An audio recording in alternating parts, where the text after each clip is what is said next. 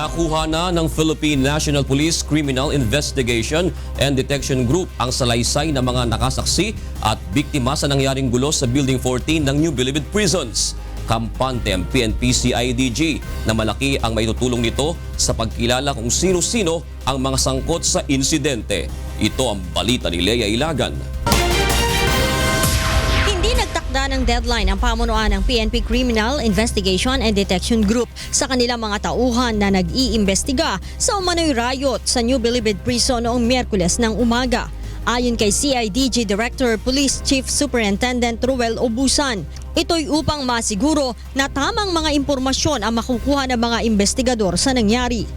Definitely, I want the soonest possible.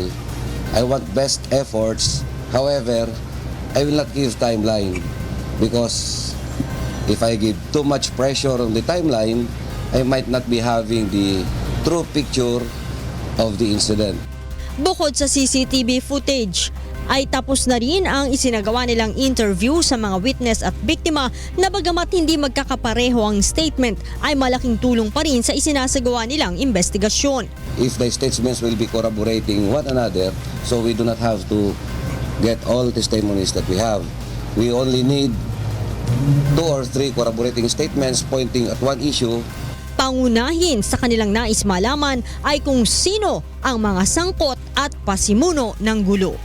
We have already made the SOCO to look at the physical evidences.